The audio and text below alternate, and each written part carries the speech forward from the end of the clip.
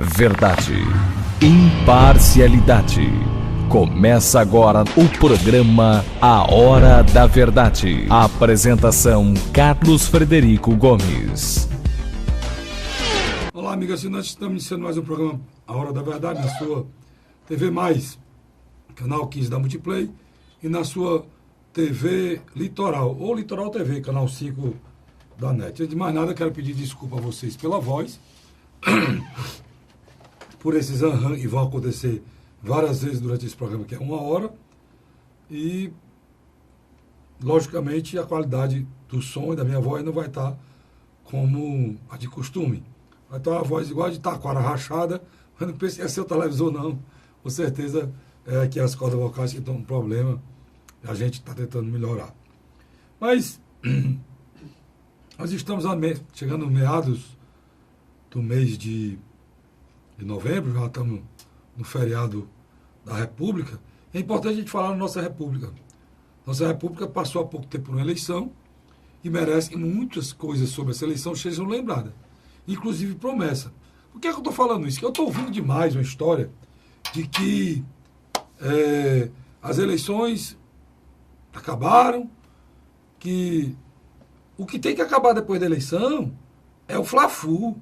O que tem que acabar depois da eleição é a raiva. São as inimizades que foram feitas, tem que acabar depois da eleição. O que tem que acabar é o ranço, é a má vontade do povo brasileiro, é essa coisa odienta hoje que tem de o brasileiro ser uma pessoa amarga. Isso tem que acabar. Voltar a ter esperança no coração, que as coisas melhores e as pessoas que perderam a eleição não ficar trabalhando todo dia, inclusive na imprensa, para que um governo que nem começou seja derrotado antes de começar. É preciso ter um pouco de ética, até mesmo para fazer a oposição. Você aguarda, espera os passos do governo. Se o governo acertar, você elogia. E se criticar, se não prestar, você critica. Eu não vou nem pedir isso, que isso é demais. Isso é demais pedir isso. Mas que pelo menos você passe a criticar, pelo menos depois de 6 meses de governo. Ou pelo menos depois de escolher o mesmo ministério. O que está acontecendo hoje é triste. Inclusive, algumas coisas que estão acontecendo não são de graça. Agora mesmo o governo de Cuba tomou a decisão de retirar os médicos do Brasil pelo o que o Bolsonaro falou durante a campanha. Engraçado. Aí retira antes de terminar o governo dele, antes de o contrato acabar, para quando o governo dele já entrar num caos, a população sem médico e levar um caos ao novo governo.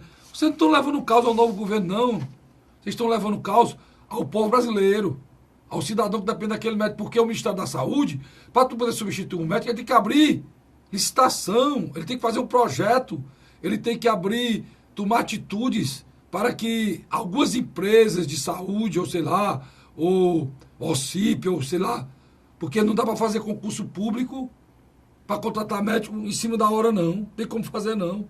Vai ter que dar um jeito de um OCIP, uma organização não governamental, assumir isso aí e substituir esses médicos enquanto esse famigerado acordo com o governo ditatorial cubano seja substituído. É necessário que a gente entenda o que está acontecendo. Porque essas politicagens, essa coisa da seleção que não termina, ela prejudica todos nós. Agora vai prejudicar quem? A população mais pobre, que depende do atendimento médico para comprar um antibiótico. Que é isso? Hoje, essa semana, só que falou as propagandas contra a automedicação, que o cidadão brasileiro não pode se automedicar por causa da resistência das bactérias. Hoje nem isso vai poder mais, porque nas farmácias só vende antibiótico com receita. Nenhum médico cubano vai ter mais para dar uma receita para a população mais pobre. Então, agora a população vai estar fadada a morrer sem acesso a antibiótico. No tempo que não existia a penicilina.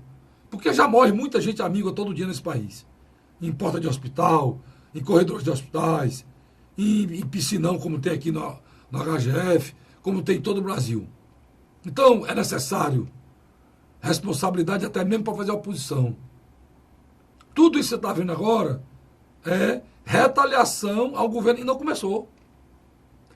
A atitude do governo cubano ela é tomada junto com a oposição desse país. Junto com a oposição desse país. É tudo tomado, porque o grande problema hoje é o enfrentamento porque perderam a eleição. Eu lamento profundamente que essas coisas de campanha sejam esquecidas. E a outra coisa que eu quero lembrar, já ia criticar ao presidente. O presidente esteve com a ministra, o presidente eleito esteve com a ministra do TSE, ministra do presidente do TSE, Rosa Weber, e lá pediu desculpa a Rosa Weber, que nas campanhas precisa dar algumas caneladas, pediu desculpa em relação ao que ele falou, que o processo eleitoral brasileiro era fraudulento. E eu estava esperando isso do senhor Bolsonaro. Porque se tem uma coisa que me irritou, não do senhor Bolsonaro, como de todos os seus seguidores, inclusive aqui no Ceará, foi aquela coisa nojenta de querer botar, se eles perdessem a eleição, a culpa era do processo eleitoral, era fraudulento. E eu disse, olha, vocês estão desautorizando, vocês estão destruindo, vocês estão apequenando a vitória de vocês, tirando legitimidade do presidente eleito, futuro presidente eleito. Eu já sabia que ia ser eleito, tu dizia, e eles continuando no mesmo bafafá, na mesma coisa. Isso é muito ruim, cara. E deu no que deu. Isso é muito ruim, deu no que deu. Ontem, essa semana, melhor dizendo, foi terça-feira, o senhor Bolsonaro foi lá visitar a menina Rosa e pediu desculpa. Ou seja, eu fiz todo mundo de beijo porque eu estava na eleição. Agora passou a eleição, aí eu posso falar a verdade. Isso não está certo, cara. Isso não está certo. Certo? Não está certo isso. Esse tipo de coisa, nós iremos estar sempre vigilantes aqui no programa Hora da Verdade. Porque nós não iremos aceitar fazer com que a eleição seja um grande teatro, uma grande fuleiragem. A palavra certa é essa. Nós temos que respeitar a eleição, cara. Porque são nas eleições que são escolhidos os homens que irão nos governar. Se a gente toda a vida fazer molecagem na eleição, quando chegar, passar a eleição, dizer, a eleição acabou, doutor, a eleição acabou, para acabar o que não deveria ter iniciado.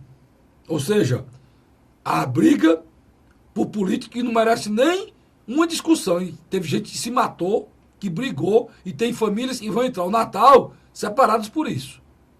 Que também vocês deviam fazer, vocês políticos, é ir para a televisão, pedir que as famílias voltem a conversar, que vocês não merecem que elas briguem por vocês. E está aí, passa a eleição, todo mundo pedindo desculpa, que fizeram todos nós de bestas. Né?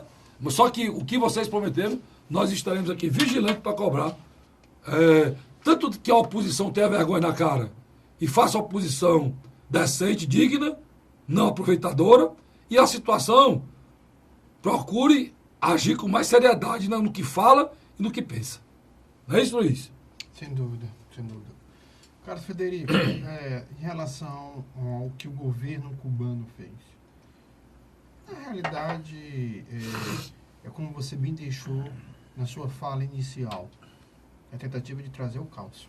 Tem o contrato, né, Luiz? Eles tiram a obrigação de seguir. Uma organização internacional. O problema é que o contrato traz algumas nuances que não devia ter acontecido. Primeiro delas é que o médico cubano não recebe na íntegra o salário. Não recebe nem 30% do salário. Não, 80% vai para o governo cubano. 70% do que ele ganha vai para o governo cubano. É uma vergonha isso. Mas estava funcionando nesses moldes, né? Então eles deveriam, pelo menos, que o Ministério da Saúde refizesse, para não prejudicar o povo brasileiro, mas não. O governo cubano queria o dinheiro mesmo. E está arranjando uma maneira de retaliar o governo, e nem assumiu ainda, trazendo prejuízo para quem, Luiz? Para a população carente. É isso, pobre, é isso. Pobre. Dá para respeitar um governo desse? Outro detalhe muito importante, eram exatamente 433 profissionais em solo cearense, de quase 9 mil cubanos que trabalhavam nesse projeto. Exatamente, 433. Quer dizer, o que está acontecendo? A figura do médico é uma figura importante. Aqui eu não vou entrar no mérito da discussão da formação do médico cubano, não. Uma emergência, o cara passava mal, só ele ser atendido pelo médico, por incrível que pareça, ele se sente mais tranquilo. É a nossa realidade, Luiz. Nossa realidade, ele se sente mais tranquilo, vai para casa, tá certo? Vamos falar a verdade também. Os médicos brasileiros, que têm pescoço muito grosso, muitos deles não querem ir para o interior, não, Luiz. Os médicos cubanos estão em localidades e bairros hoje, no estado de Ceará e Fortaleza, que não se conseguiria um médico brasileiro. Eu escrevi um artigo sobre Isso. Não fiquem com raiva de mim, médicos que vão, não. Mas vocês que são médicos sabem que tem muitos que não vão. Você mesmo que é médico sabe que você não vai. Vou dar um município hoje. Você não vai trabalhar no município do interior do estado, que as condições é um posto de saúde com a mesinha, muitas vezes nem ar-condicionado tem. É um ventilador. São condições que nossos médicos aqui, a maioria das pessoas formadas em medicina, são pessoas de classe média alta, que querem, eu não critico isso não. Cada um quer o melhor para si, né, Luiz? Aqueles da classe média baixa ou pobre que entram, quando termina a faculdade, a visão não é a visão de retribuir socialmente, é uma visão de ganhar dinheiro. Isso então, é um erro das universidades federais brasileiras, que custeiam um curso de medicina que é caríssimo, o poder público, e não cobram dos médicos formados, que têm a função social, mais importante que a vida, de dar uma contribuição, pelo menos no período inicial do trabalho dele, cara. O projeto Meu Médico, ele na sua essência, ele não é equivocado. Será uma oportunidade para que médicos estrangeiros ou de outros países viessem para o Brasil trabalhar e encontrar essa situação. O problema foi que o projeto foi ideologizado pelo Partido dos Trabalhadores e ex-presidente Dilma Rousseff. Ficou muito claro também que, viemos e convenhamos, o atual presidente Michel Temer sabia que essa bomba uma hora ia estourar. E para completar, venhamos e convenhamos. Vamos esperar, porque eu tenho dúvida se todos vão embora, viu? Eu não duvido nada que uma parte desses médicos acabe por optando... Querendo morar aí. Optando ficar no Brasil. Mas a grande maioria vai, Luiz. Ele tem familiares lá. Aí tem um outro processo, né? Se ficar aqui, não vão conseguir retornar. Porque você me disse, você lembrou uma coisa bem interessante. Não é democracia, né? Eu me lembro demais, vieram para cá dois pugilistas. Jogos Pan-Americanos. Jogos Pan-Americanos. Vieram para cá e pediram asilo. O presidente Lula não deu. Me lembro, sim, esse caso. Devolveu os dois pugilistas, pediram asilo para morar aqui, não deu. Estão presos. Então, e voltaram para lá, para a cadeia. O presidente deu asilo ao César Batista aqui. Tudo por questão ideológica. Essas questões ideológicas de esquerda e de direita têm prejudicado muito o nosso país. Para o telespectador não ficar um pouco perdido, é o seguinte: César Batista é um militante de um partido radical de esquerda que matou 4 pessoas em um país que não era uma ditadura e nunca foi que estava em plena democracia, que era a Itália. Ele fazia parte de uma organização terrorista política italiana, tipo o ETA, na Espanha. Na Espanha lá, só que não era separatista não, era contra o governo mesmo e fez o que fez. E o mais interessante... E o presidente Lula deu asilo a ele e negou asilo humanitário a 2 pugilistas que não queria mais ver na ditadura, é nessas horas que você questiona a história da democracia, né? Que são democrata, quem é democrata, quem não é democrata, né? Porque para você dizer que é democrata, é suas ações. Não é o que você fala, né? É suas ações. Não adianta eu estar falando que sou democrata, a primeira oportunidade que eu tenho de ser um ditador em qualquer lugar, até numa empresa minha, eu vou ser desmoralizado. A grande realidade é essa. Mas, Carlos Frederico, uma coisa que me chamou muito a atenção essa semana foi que, definitivamente, Jair Messias Bolsonaro saiu do modelito de candidato presidencial. Parece-me que ele já está chegando a um determinado ponto Só tem uma coisa que eu acho interessante. De aceitar o fato que a eleição não só passou, que esse modelito não cabe mais e que ele vai assumir logo à frente da nação. Por que isso? Porque uma coisa talvez pouco tenha sido discutido. Literalmente, o governo Michel Temer desapareceu ou se esfarelou. Hoje parece-me que cada vez mais, quando a gente assiste o jornal, é como se nós tivéssemos, já no governo Michel Temer, o Paulo Guedes já fosse o ele está conversando constantemente com o Congresso. Ele tá mas Luiz, eu quero até elogiar aqui a postura do Michel Temer. Eu acho que ele... É democrático nesse aspecto. Não, ele se tocou que o O papel dele agora é preparar A transição. a transição. E está fazendo com muita dignidade. Fernando Henrique Cardoso também dignidade. fez, viu? Pronto, pois é. Porque tem muito governo que se fecha, aproveitar aqui o último pedaço da rapadura, não. Ele praticamente, o governo dele acabou porque ele teve o quê, Luiz? Não é a dignidade, não, que ele não é provido dessa palavra, não. Ele teve a sensibilidade de entender que o governo dele já era um desastre. Ele não é aproveitado por ninguém. Pelo menos ele abriu mão de lamber essa rapadura só, chamou o Bolsonaro para tomar pé, porque na hora que você abre o governo, você praticamente perde o controle dele. E ele fez. Para quê? Para que quando o Bolsonaro subir no trem, Brasil, vai subir no trem andando. E a gente sofre o mínimo possível com essa transição de um governo de pessoas que nunca governaram nada. A verdade é essa, Luiz. Vamos lá. O Paulo Guedes já foi ministro? Não. Montes Lorenzani. Montes Lorenzani foi ministro? Não. A ministra que vai assumir a pasta da... Eu vou botar aqui, eu sou uma pessoa muito preocupada com essas coisas, eu acompanho isso diariamente. E eu tenho aqui, para não ficar incompleto, né, Luiz? Não, pode ficar à vontade, cara. Eu tenho aqui o nome de todos os ministros, aí eu vou lhe perguntando, você vai dizendo a experiência de cada um, dos novos ministros, né? Tá aqui, pronto, vamos nós. Ontem, Lorenzoni, Casa Civil, já foi ministro? Não. Deputado, nunca foi ministro.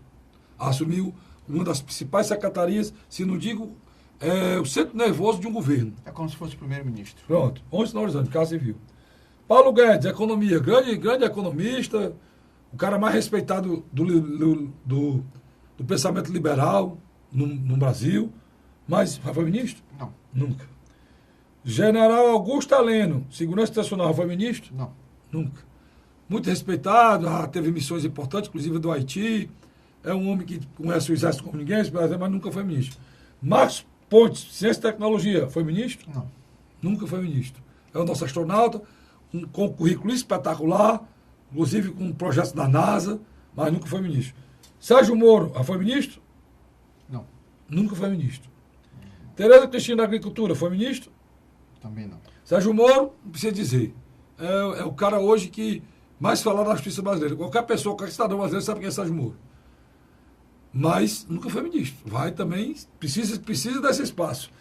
Tereza Cristina da Agricultura. Nunca também não foi. Tem o conhecimento da área, conhece tudo sobre agricultura, mas nunca foi ministro. O diplomata Ernesto Araújo vai para relações exteriores. Vamos já falar nele. Também não é, nunca foi. Ernesto Araújo era da casa. Era embaixador lá nos Estados Unidos. O embaixador dos Estados Unidos, conhece tudo. É um funcionário de carreira do Itamaraty. Mas foi embaixador dos Estados Unidos, conhece tudo lá nos Estados Unidos, mas nunca foi ministro. General Fernando Azevedo e Silva foi chefe do Estado-Maior, já tem alguma experiência como militar, porque a área dele é a defesa, mas nunca foi ministro. Então, eu estou colocando aqui, em cima do que o Luiz estava falando, se o Michel Temer não tivesse tido a grandeza, achei a palavra, a grandeza, de entender que ele tinha que abrir o governo para que essas pessoas fossem familiarizando com essas bombas que têm que ser desarmadas, né, Luiz? E um detalhe interessante. Relações exteriores, eu acho que é uma das pastas mais importantes no governo de Jair Messias Bolsonaro, porque ele vai dar uma guinada, né? E as últimas declarações dele foram infelizes nessa área. Principalmente aquela de Tel Aviv e Jerusalém. Tel Aviv e Jerusalém, que era, porque é o seguinte, a capital administrativa de Israel é Tel Aviv, mas a capital simbólica, religiosa, e que de alguma maneira é motivo de disputa territorial é Jerusalém. Mas então, é a capital simbólica do islamismo e é a capital simbólica do cristianismo. Por isso que Jerusalém não... E do próprio judaísmo. Não, principalmente deles, né? Do povo judeu, do povo cristão. O povo judeu mora lá, o povo cristão. Também tem muito cristão nascido israelita cristão.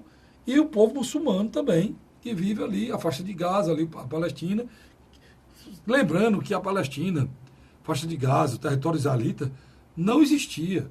Foi uma coisa decidida depois da Segunda Guerra Mundial. E o problema ficou porque os homens decidiram, mas não resolveram, né? Sem dúvida, sem dúvida. Isso aí, E no caso é para ser 2 estados, né?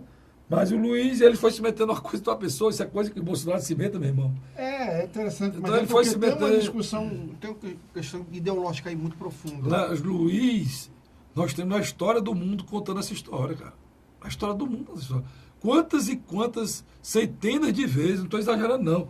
Jerusalém passou de mão para uma mão, para outra mão, para outra mão. A situação, Mão do cristão. As cruzadas na história. Nosso comércio exterior com países como o Egito. Abalado. Abalado, quer dizer, criou. E ele Abalado. recuou. E ele recuou. E a gente sofre que a gente do Nordeste. Por exemplo, o Ceará é um dos grandes exportadores de frango para aquela região. Sem dúvida. Então tem toda essa coisa. Então eu acredito, como reafirmo, que Jair Messias Bolsonaro literalmente está abandonando o personagem de candidato a presidente e está definitivamente já se preparando para assumir o papel de chefe do executivo de uma nação que está esperando muito por ele. Porque o que aconteceu na minha avaliação? A oposição, apesar de um setor dela ainda hoje estar sob a liderança do cearense e ex-governador Ciro Gomes, a oposição comandada pelo Partido dos Trabalhadores literalmente evaporou. A imprensa, na minha avaliação, está tentando encontrar uma maneira de dialogar com o Jair Messias Bolsonaro. Folha de São Paulo não, né? Mas o Jair ainda usa... Essa manhã saiu Na quinta-feira, na última quarta-feira. Quarta-feira saiu a notícia falando do caçador de novo do Onyx. Justamente porque essa querendo... Mas é uma tentativa de Folha, Globo, Estado de São Paulo, de tentar abrir uma porta de diálogo com o Jair Bolsonaro. O Bolsonaro ainda usa o método da live, do Instagram, do Facebook para se comunicar, que eu acho que é um erro. Acabou de anunciar o novo ministro pelo Twitter. Pelo Twitter. Bem o estilo do Donald Trump. Eu Mesma acho coisa, que não nos cabe isso. Por exemplo, é notório que o Jair Bolsonaro não vai poder forçar isso, porque... Deixa eu te lembrar como ele continua. Ele continua do mesmo jeito. Só lembrando para ti, Luiz. Nessa história aí, ele anunciou agora no Twitter, não foi isso? Foi. E ontem, perguntaram, anteontem, foi terça-feira, perguntaram ao Jair Messias Bolsonaro, dia 12, para ser mais exato, 13. Se ele já tinha em mente quem seria o novo ministro das Relações Exteriores. Ele respondeu, não, tá maduro, eu acho que já pode anunciar, de hoje para amanhã eu vou anunciar. Aí o repórter não tinha que fazer, dentro desse pensamento hoje de gênero que tem no Brasil, né? Mas no caso aí provocativo. Quanto os homens estão no ministério, quanto a mulher tem, é um negócio que foi criado pelo PT e continua acelerado até hoje, acho que ele não gosta disso, e nem o brasileiro gosta mais disso, né? Acabou-se essa história, as mulheres são iguais aos homens, e se tiverem competência vão para o ministério, vão para eleito presidente, como foi a Dilma, por aí vai, é que eu penso, né? Agora é preciso parar de falar e acabar com questões pontuais como salário, isso sim. Onde houver discriminação de empresa pagando mais para uma mulher, acabar. Não ficar nesse papo velho atrás de voto que continua. Aí o repórter, muito nessa área, mas só sabe dizer se será homem ou mulher. Ele diz, pode ser homem, mulher, pode ser um gay. Mas é o estilo dele. O estilo dele, pode dizer, não mudou muito mas ainda. É aí que tá do que está dizendo, ele não mudou. É uma coisa que, você acha que é uma coisa para o presidente da República dizer, para o repórter? Não é. Mas o que é que ele disse com essa frase? O que eu acabei de dizer aqui. Acabar com essa história de disputa entre homem e mulher, entre mulher, entre homossexual, entre heterossexual, homossexual, essa coisa do gênero no Brasil, que ficou mais importante que a vida. É como se a escolha de um ministro tem que ser mulher. Não. O ministro tem que ser homem. Não. O ministro tem que ser homossexual. Não. O ministro tem que ser um homem sério, competente, honesto, probo e que entenda do lugar para onde ele vai. Eu estou errado, Luiz? Não, você está coberto de razão. Determinadas discussões hoje já não tem mais cabimento. E concordo com você o seguinte, deixa o homem governar, né? Esse é o problema. Esses caras precisam ouvir o que o Cid Gomes disse na entrevista que ele deu no SBT, elogiar, e a postura do Ciro mesmo depois, que foi, eu estou falando deles, porque eles foram derrotados, né? Então o Cid disse, rapaz, o que for para lá aqui. E muito bom o que o Cid falou. O Cid disse assim, o que chegar lá no Senado, que se eu me colocando na situação do presidente, faria a mesma coisa, eu voto. Ou seja, se for um projeto que precisa ser feito, no caso, pelo Brasil, que é uma coisa correta, eu vou votar todos. Disse lá na... Não é mais oposição pela oposição. Agora, as críticas que terão de ser feitas, irei fazer. E o que for para votar contra, irei votar contra. Nós iremos fazer uma oposição construtiva. O Brasil precisa disso, Luiz. Sabe por quê? Porque essa navezinha que a gente vai dentro aqui, se essa turma aí da sabotagem explodir, quem vai explodir somos nós. Não é governo, não. Nós temos o quê? 14 milhões de desempregados atuais, somando a 20 milhões do que já desistiram de atrás de emprego. Você soma dá 34 milhões de pessoas que vivem não sei nem como. E não dá para a gente viver ao sabor, né, Luiz, dos interesses dessa bandidagem, dessa classe política que o Brasil tem nojo. Né? Você tem uma ideia, o Carlos Frederico sempre passa ali na Assembleia Legislativa do Estado do Ceará e uma época dessa, a coisa que mais deputado estadual tem na mesa é pilha e pilha de currículo, tá entendendo? De pessoas. E é interessante. E não pode fazer nada. Ele não tem mais emprego público para dar. Quando era 20 anos atrás, eu achava interessante que muitas vezes era aquele cara que terminava o ensino médio, no máximo a universidade. Hoje você pega esses currículos, Carlinhos, gente que tem especialização, doutorado. Desempregado. É uma situação complicada. Muito complicado. Oi, Luiz, eu tenho que ir para o intervalo. Meu companheiro Vicente já está em pé ali. Estou com medo, ele vira até soldado. O Vicente não gostou da história do Ministério do Trabalho, não. Vamos falar sobre isso. Vamos falar sobre isso aqui. Ele não gostou, não. Ele é trabalhador, né? O cara que é trabalhador, assim. Eu vou para o rápido intervalo, só dá tempo só tomar uma águazinha. Vixe, tem mais nem água, acabou. Mas vamos botar água aqui para mim, que eu estou ruim da garganta. E eu volto já, não sai daí, não. Eu volto já falando de muito mais. Tem muito mais coisa para você saber aqui no programa Hora da Verdade. A Hora da Verdade.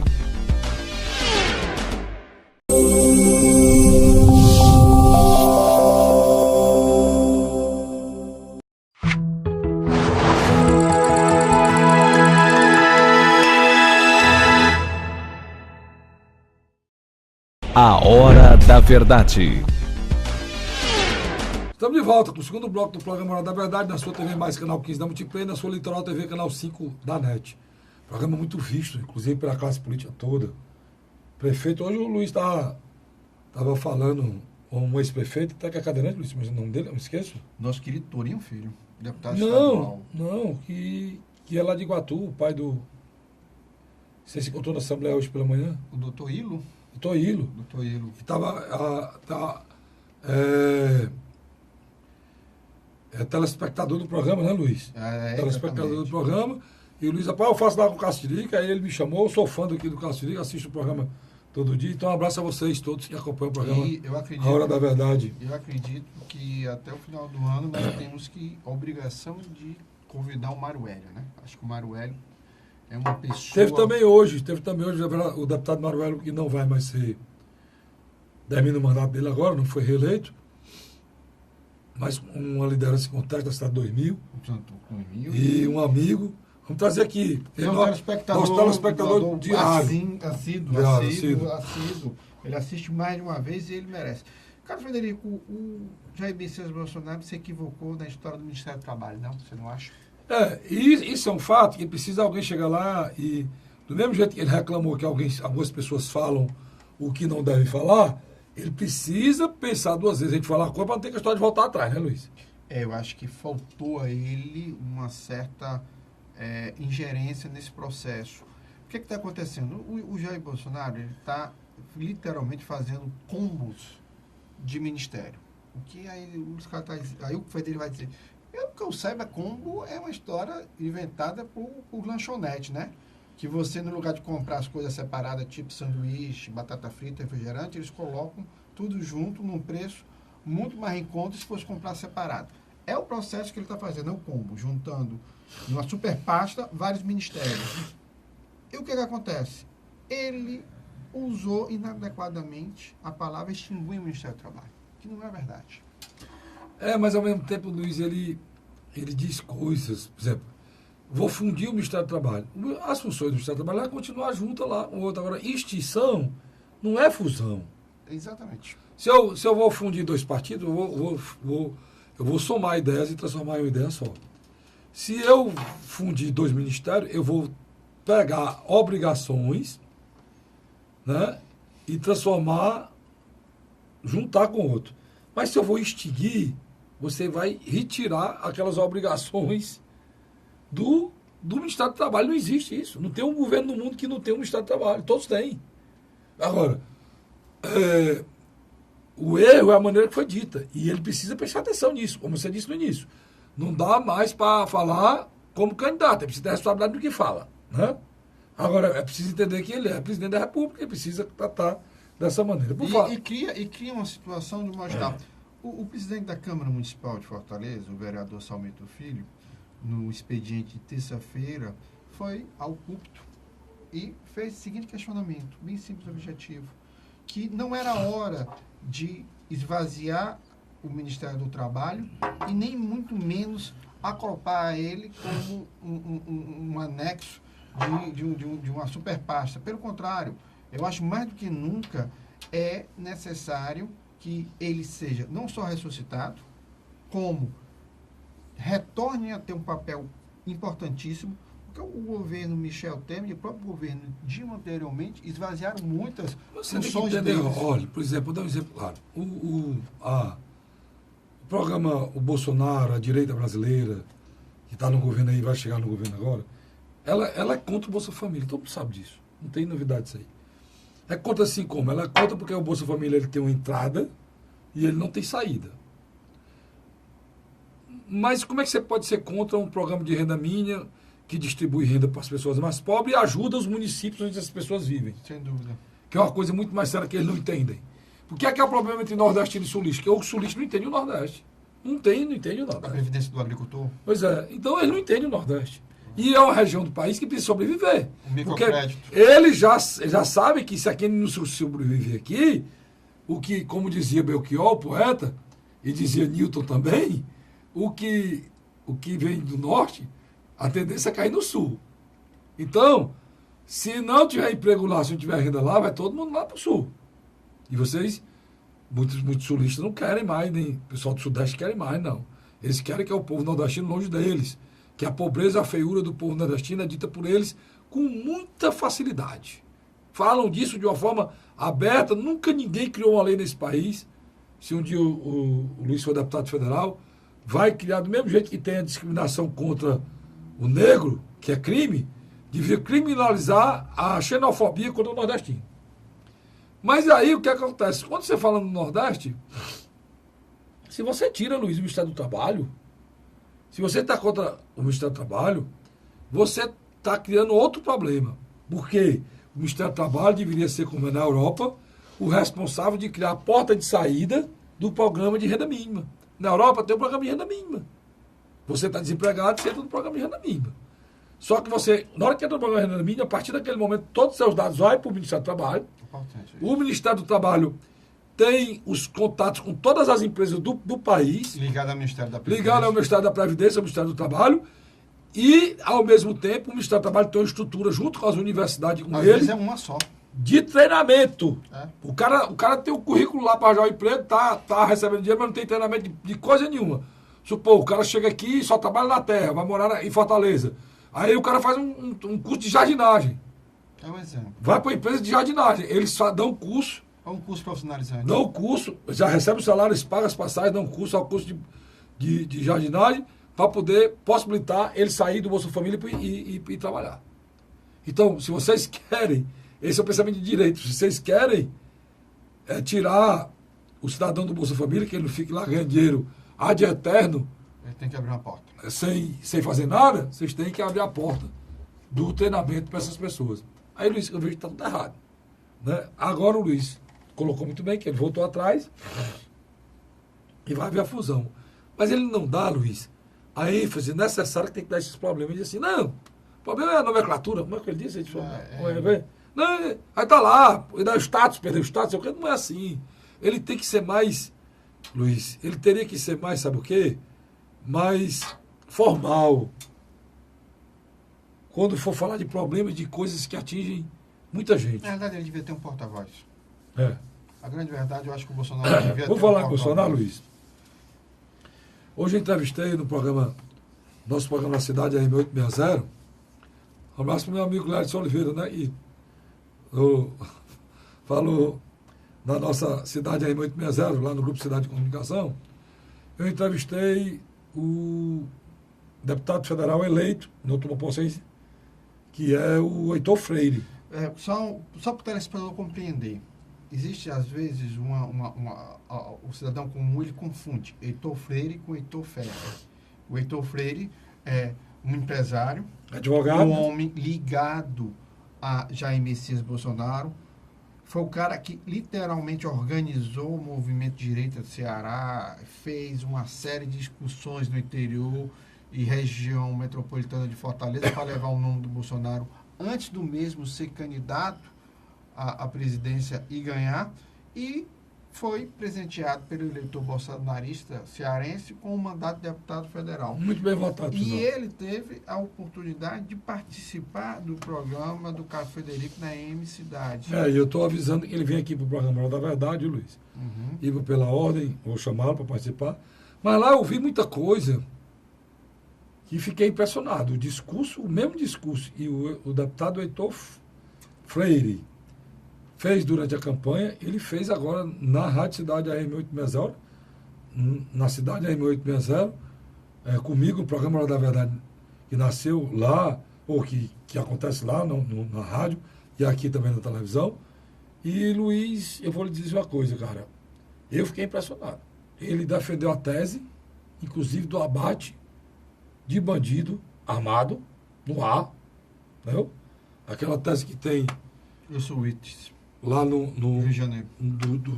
do Wilson Wittes, novo governador do Rio, o juiz Wittes. que tiver com o fuzil vai ser abatido. Eu até pensava que ele ia dizer que a pessoa ia ser ferida para ser presa, não. Vai ser abatido.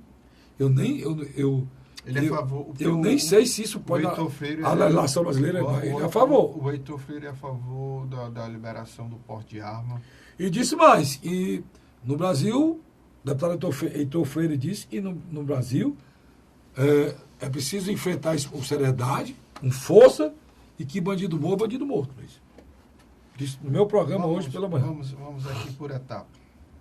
Existe hoje um pensamento na sociedade como um todo em que não existe mais aquela perspectiva de que quando houvesse um crescimento econômico, tivéssemos recursos para investir nas pessoas mais humildes, essas pessoas sairiam da bandidagem e a violência tenderia a cair. Era uma visão que a violência urbana era questão social. Essa percepção hoje está muito reduzida na sociedade civil. Em sua grande maioria, os brasileiros defendem uma tese simples e objetiva. Que a minoridade penal caia, que os bandidos passem mais tempo presos e que determinados crimes hediondos o indivíduo não saia mais da prisão. Então, a prisão perpétua. Mas tem, não mais tão minoritária, que defenda, de alguma maneira, a pena de morte. Aí, o que é que eu questiono?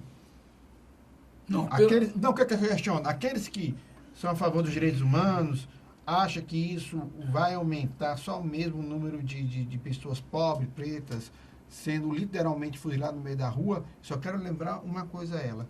A estatística do Brasil de homicídio é de uma guerra civil. Já está acontecendo isso. Justamente isso. Agora, o que eu tenho dúvida, a minha dúvida é essa, e aí a discussão ela tem que descer, Luiz, para o nosso nível. E para patamares judiciais que possam ser entendidos se é possível ou não. Primeiro, é possível se abater uma pessoa por estar com o fuzil na mão? O juiz Wilson Wittes, ele, inclusive, ele diz isso. Tem uma lei lá que especifica que sim. Mas isso é discutível. É a interpretação dele.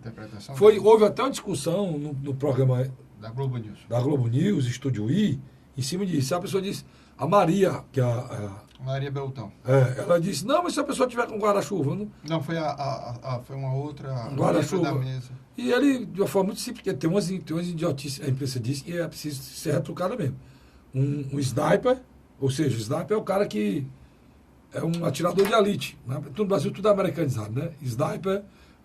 Agora aqui é Black Friday, que é um dia da sexta-feira de coisa, agora virou Black Week, é o cara que abre a Black Week, aí a semana. Amiga, é um negócio sério. Daqui a um dia eu vou pedir para acabar o português e virar tudo inglês. O sniper, e na realidade o sniper Atirador de elite. é um atirador de elite. Se ele é atirador de elite, ele tem uma luneta e vai ver se o cara tá com. Se vai espingarda no guarda-chuva, pô. Então não precisa. É idiotice dessa que a mulher falou, ele retrucou. Agora, Luiz, a discussão é se o Supremo, no processo dele chegando lá, vai aceitar isso. Então, o que eu perguntei para ele é em relação à própria bancada. Ele disse, olha, Carlos, nós iremos ter um aumento enorme da bancada agora, a questão dos partidos que não conseguiram cumprir as cláusulas de barreira. Ele já disse que tem mais de 300 votos do Bolsonaro, e eles vão ter força para, inclusive, acabar com a história da progressão da pena, como você falou aí, para cá, para crimes de ontem. Então, eles querem acabar com a progressão da pena, eles querem fazer a execução sumária de bandidos armados com fuzil. São os traficantes. Traficantes, bandidos armados com fuzil. E eu comecei essa discussão com ele, Luiz, porque a primeira página do jornal de quarta-feira, passado, fala da operação feita, e aí eu quero fazer um elogio. Eu critico, mas vocês me acompanham, sabem que eu faço elogio, ao ministro Raul Jungmann, que nesses 2 meses que esse ano o Ministério da Justiça não tinha feito nada na Justiça, foi para a segurança pública, já fez muita coisa para esse país. Ontem foi feita a operação, inclusive aqui no Ceará. 455 bandidos foram presos no Brasil. Aqui no Ceará foram 82 de uma lapada, que faziam o tráfico exclusivamente para colégio, Luiz. Levando a porcaria desse crack para nossas crianças, que são vulneráveis. Você tem ideia? Numa cidade de Jundiaí, São Paulo, atrás do terreno baldio da casa, acharam 400 quilos de crack enterrado. O crack iria todinho para essas crianças, para esses jovens que estão com a vida sendo destruída por esses vagabundos, e levam essa porcaria dessa droga maldita para as pessoas mais vulneráveis, que são os adolescentes. E aí, irmão, o deputado Heitor Freire reconheceu o trabalho do Raul Jungmann. E eu quero que reconhecer o trabalho do Raul Jungmann, que é do final do governo do Michel, mas que está fazendo o trabalho. Olha, os melhores ministros. Foi o melhor de todos. Há pouco tempo atrás, numa outra operação feita no país todo, eles perderam mais de 1.000, Luiz. 1.000 homens que mataram mulher, que estupravam mulheres, que mataram mulheres. Só que tem um juizinho que olha lá e diz, não, a cadeia está muito lotada, vamos ter que soltar alguns. Isso vai ter que mudar. Isso é brincadeira, cara. Vai ter que mudar. Mas o Luiz, você está vendo isso, e o pior não é isso não. O pior é que tem ainda a mentalidade de gente sendo paga pelo Estado para ir para os púlpitos dos melhores, usando a palavra púlpito, para as tribunas dos melhores auditórios do Brasil, sendo pago com dinheiro do Estado, para defender que se abra as porteiras da cadeia. Agora mesmo, tem gente da Justiça querendo abrir as porteiras da cadeia, né? As portas, os portões, porteiras, digo como queiram, porque tem que fazer um mutirão carcerário, porque a população carcerária do Brasil é muito grande. Não é isso não.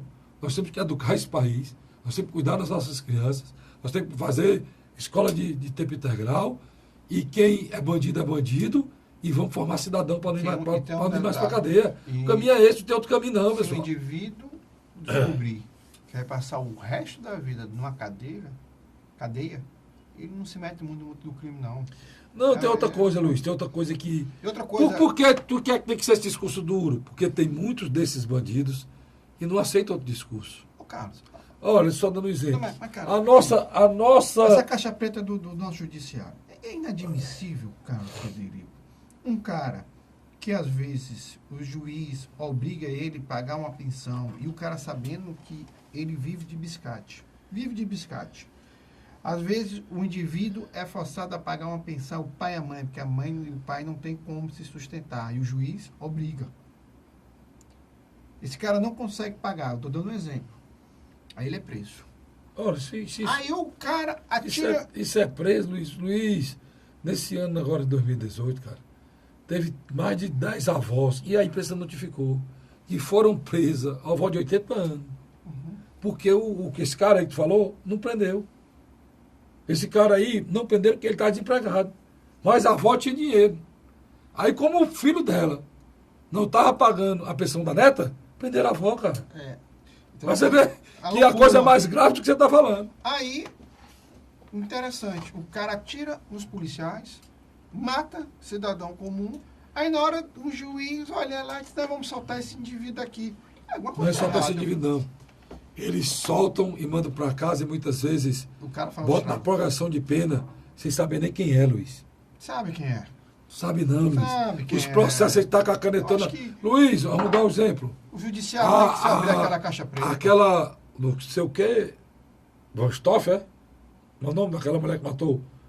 Matou a mãe e o pai. Aquela menina só não está solta porque... Não, mas você sabe quando é que soltaram ela? No dia dos pais e no dia das mães. Isso é uma brincadeira. Soltaram no dia dos pais, soltaram no dia das mães. O dia das mães foi em maio, soltaram no dia dos pais agora. Quer dizer, esse juiz não tem dimensão que uma pessoa que matou o pai e a mãe, para herdar o que os pais tinham, vai ser solto no dia das mães, no dia dos pais, para ir para casa de quem? Se ela matou o pai e a mãe dela, bicho. Carlos Frederico. A justiça brasileira, Luiz, precisa ser valorizada, precisa ser respeitada, mas precisa dar uma sacolejada para avaliar os grandes equívocos que ela colocaram no nosso país. Deixa eu só... A história da Deixa eu só lhe falar. prorrogação de pena é uma delas. Deixa eu só falar uma coisa aqui para você. Eu estava numa cafeteria 5h30 da tarde dessa semana. Tinha juízes, tinha um promotor e eu não sei o outro. É grave isso que você vai falar. É grave mesmo. É grave. Pois... Não, mas segura aí, que eu tenho que ir para rápido intervalo. Você estava numa cafeteria, pode dizer a cafeteria? Posso? Diga aí. Posso.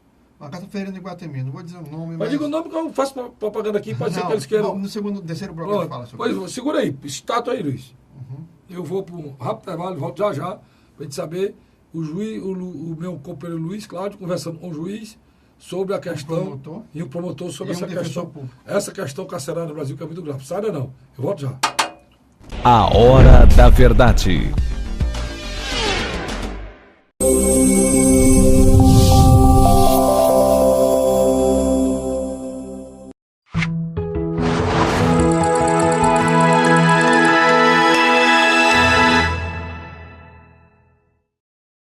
A Hora da Verdade. Foi rapidinho, estou de volta, que o Luiz está parado aqui, está telado. Quando era pequeno, eu digo, estátua. Olha, ele está parado aqui, não se mexe não, né? Me conte aí como é que foi a sua... O meu nome da cafeteria mesmo, que você estava lá? Eu vou poupar o local, mas olha, eu estava numa mesa e tinha um juiz, um promotor e um defensor público, defendendo um aumento do Supremo Tribunal Federal, que tem um efeito cascata. Se fosse só isso, era ótimo. Explicando que eles tinham uma carga horária muito pesada, muito trabalho. Eu olhei para os três e disse, vocês três são três hipócritas. Em horário de expediente aqui, eu vejo vocês não só almoçando, como se estendendo aqui sem fazer porra Luiz, você nenhuma. teve coragem de dizer isso? Tive, cara, Federico, porque eu você acho... Você não apoiou lá, não? Você é o juiz, o promotor... Eu acho que, por exemplo, uma coisa interessante, e você vai concordar comigo, o eleitor mandou muito caba para casa. Mandou. Porque não só não trabalhava, como só passava a maioria do tempo tentando prejudicar. E muitos que ele mandou para casa ainda vai para a cadeia que perdeu o foro. Foi privilegiado. Esses caras do judiciário, que literalmente pouco faz, pouco produz para o que ganha e para o poder que tem na mão, rapaz, pelo amor de Deus. Já que você tocou no assunto, me pergunta uma coisa. Você sabe que o Estado do Ceará vai ter um problema sério com isso aí? Um endividamento muito... Não, você sabe por quê, Luiz? O que é que o Congresso Nacional fez? Primeiro, o Congresso Nacional fez.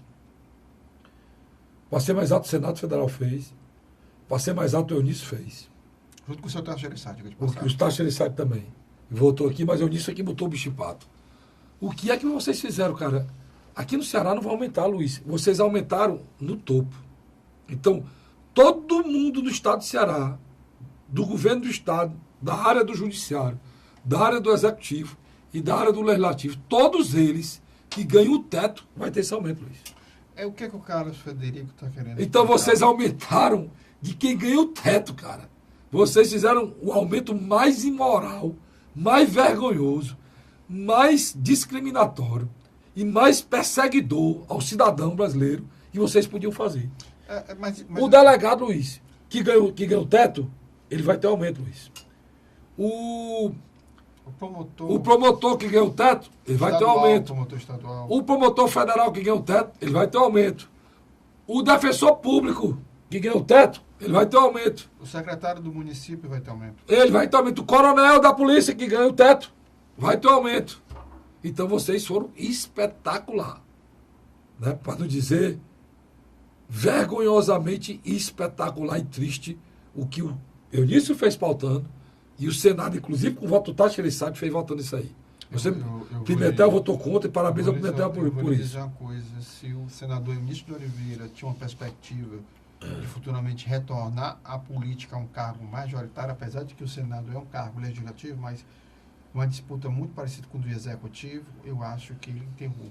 Pior essa história, é que o seu Luiz Fux, membro do Supremo Tribunal Federal, diz que só vai pautar a retirada do tal famigerado, imoral, vergonhoso, auxílio moradia para quem mora na cidade.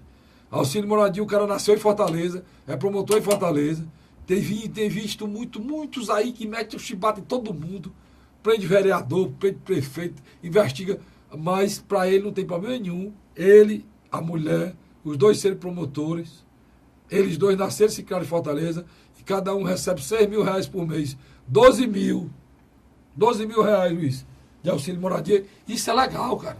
Isso é legal. E o senhor Luiz Fux só disse que só vai tirar isso se o presidente tacar o Jamegão lá para aprovando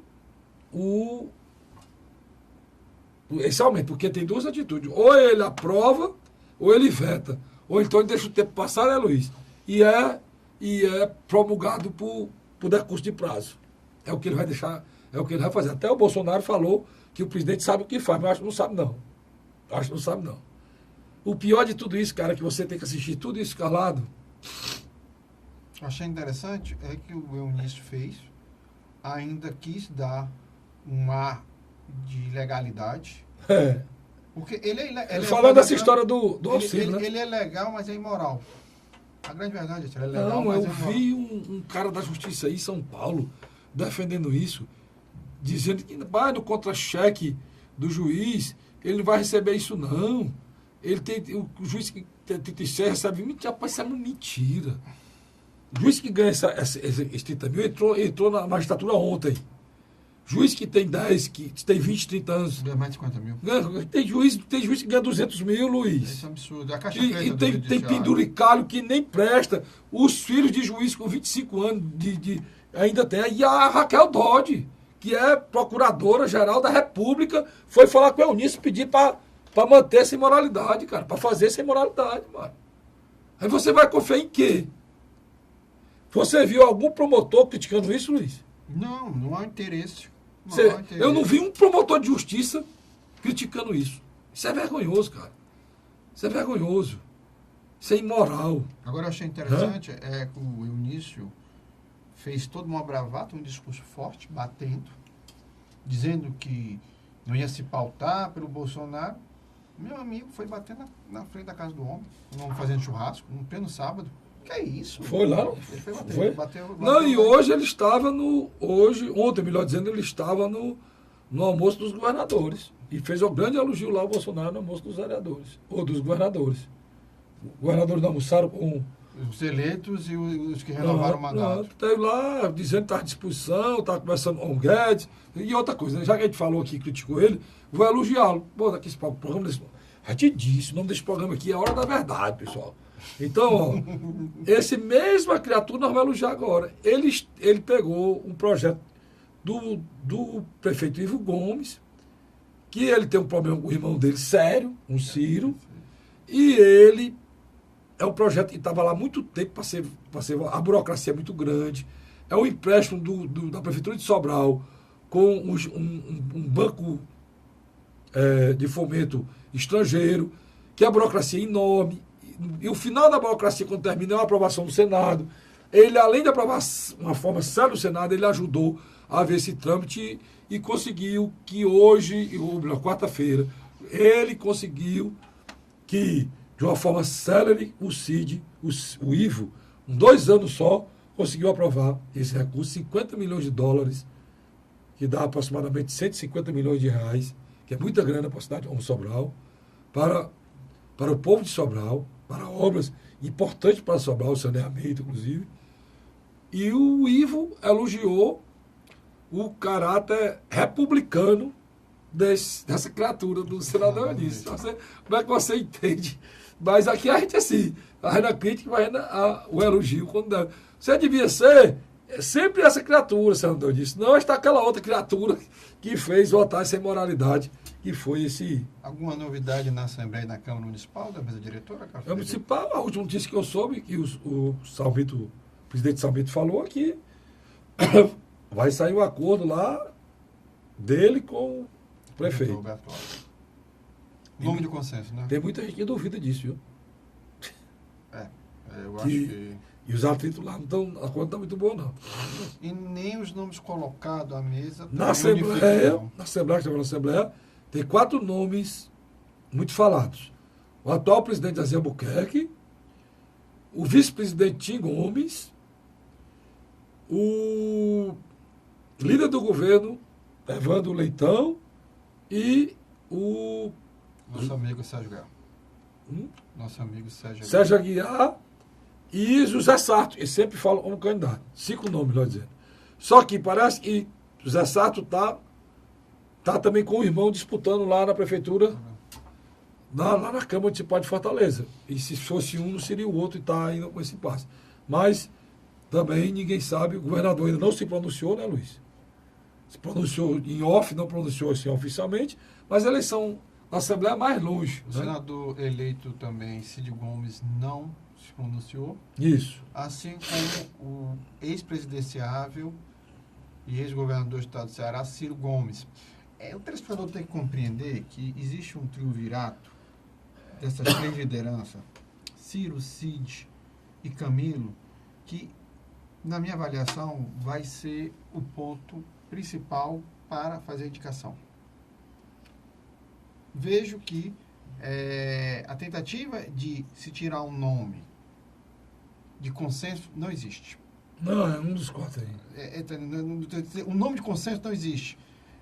Existem zonas de atrito, existe um processo simples e objetivo. E quem tem mais voto também, né, Luiz? Porque não é só quem tem mais voto. É que eu acredito que a mudança na mesa diretora iria oxigenar a casa. Eu acho o que você está fazendo é que o Zezinho está com 3 mandatos, né, Luiz? São exatamente 6 anos. 3 mandatos. É muito complicado. É muito complicado, mas a gente acredita que o que a gente não quer, e eu acho que ninguém quer no Estado de Ceará, é passar por aquela situação vergonhosa da eleição passada, né? E foi triste os debates por conta da eleição da mesa, né, Luiz? Mas dos 4 nomes citados aí, eu vou fazer um elogio aqui. Um homem que tem mais trabalhado ali e não tem entrado em atrito com ninguém, tem demonstrado uma fidelidade ao governo estadual, tanto no final dos 4 anos de Cid Gomes e nos 4 primeiros anos do mandato de Camilo Santana, é o vice-presidente Gomes. Isso aí vamos aguardar a decisão do governador, a decisão do Cid e do Ciro, como o Luiz falou, mas principalmente a vontade do Legislativo. O Legislativo tem que atender o Executivo, mas tem que entender também que ele é um poder à parte. E precisa seja a nação. E se posicionar. Luiz, obrigado. Eu que agradeço. A vocês, fiquem comigo nesse feriado e terminar esse feriado, na próxima semana a gente está de volta aqui de novo com o programa A Hora da Verdade. Até lá.